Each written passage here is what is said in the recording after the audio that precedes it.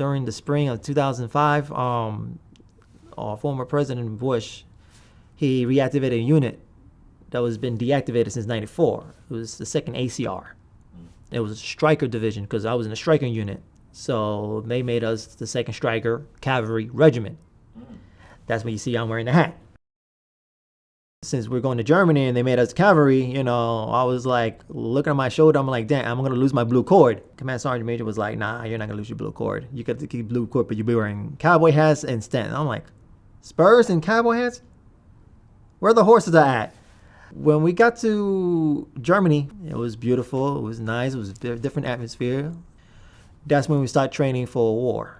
I had problems running-wise, keeping up, and going to physical therapy for my feet because I'm flat-footed. The first sergeant was like, well, I don't want to, get you out of the military. You want to say, yeah, I want to stay. There's no point for me, for what? I just got here. People are like, oh, you're going to be discharged. I'm like, I don't want to be discharged. If I could shoot a weapon, if I could carry a pack, assault pack, or anything I can, if I could carry my battle buddy, yeah, I can manage to do that. When I got to Kuwait, I looked around. I was like, whoa, it's nighttime. It's not so hot. When you wake up 5:30 in the morning, you wake up, it's already 100 degrees outside. You're like, whoa, what the heck? Ooh, let me go back inside, man. Now, they told us you got to drink water. We were in the desert shooting the down our rifles. I was supposed to go to the bus had AC. Next thing you know, I'm walking between the bus and the ice truck. I'm walking between them. I'm going straight to the desert. I'm hearing my name, Morales. Morales. Yo, get him back in here. Morales. Yeah. Dude, where you going? I'm going back to Manhattan. Manhattan? Dude, you're in Kuwait. Yeah, I am. They just threw me off. That's what they were telling me. Yo, we gotta put him in the ice box. He's off. He's off. Got to my first area in Iraq, and they're like, listen, you're gonna be our radio guy. Next thing you know, the guys are rolling out. They were like, yo, Morales, we're gonna go to BIOP. I called in the headquarters company. I was like, Kurgatuk. This is Headhunter Base over. Kurgatuk's over. Roger. 11 Victors, 24 packs, leaving Falcon to IHOP. They stop right there. They're like, IHOP? Did he say IHOP? Headhunter, say it again, over. Roger, leaving Falcon, going to IHOP, over. And they stopped right there. Everybody started laughing in the talk area. Everyone's cracking up. Even the guys in the vehicles, they're all cracking up. So I got one of my lieutenants calling me, Headhunter 3. This is Headhunter 5. 5, over. Did you say IHOP or BIOP? I say IHOP. Okay, over. They came back and they're like, were you thinking about breakfast or something? Then they took me out of there. They got me doing tower guards. That's some fun to hear. Got on tower guards, and we used to work with the Uganda Army. The Uganda Army worked with us, so I had 2 guards, and they were like, they see me, they're like, how you doing, and I got the radio, so they do radio check.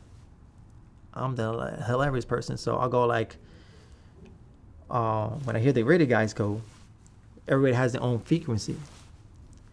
So I went like, X-ray, this is Tower 2, radio check, over. And all I'm hearing is silence. Everyone's like, yo, did he just? The morale was high. Everything was going well. There were some good times, but there were some bad times. One day I went to pick up mail packages because we got a truck come in with the U.S. Post Office. They separated, so I take my company because my company gets mails every time. So when I got to the talk area, I was taking off the stuff, took the last package. As I was walking behind the wall, a mortar round just hit me. Once it hit the wall, I was no more than, I say, 5-6 feet away.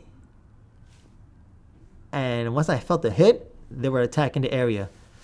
I got lucky. Not all people got lucky. One person got killed, the other person got injured. It was very difficult.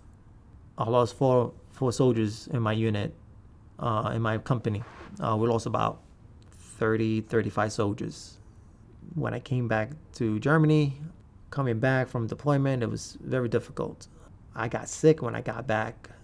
I was about 230, 240, and I kind of like lost a lot of weight. I went down to 170. I was feeling depressed during that time. My mother was stage 2 cancer patient. In the military, they wanted to bring my mother over to help her out. Not just help her out, help me out as well, because I wanted to get her the treatment she needs and she deserves. She denied it. She didn't want to deal with it. As I was coming back here for National Guard and Reserve, my medical problems got the worst of it. I had problems with my back as well as my ankles. Keeps flaring up constantly. From 2001 to 2005, I worked for the DA. I worked with those guys, and then I left, went to do the military. I was with the military from active duty from 2006 all the way up to 2009. Came back, and joined the National Guard and doing my DA job as well. Afterwards, I got out of the National Guard and, worked, my other job. I usually go do anger management group sessions. I see my one-on-one therapist.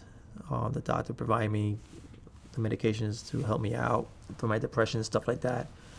My nightmares as well. I had nightmares like 3-4 days a week.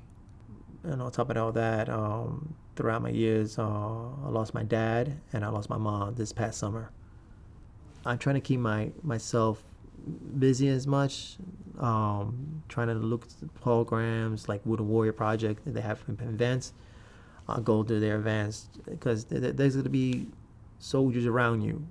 And I'm comfortable being with people who've been in the military.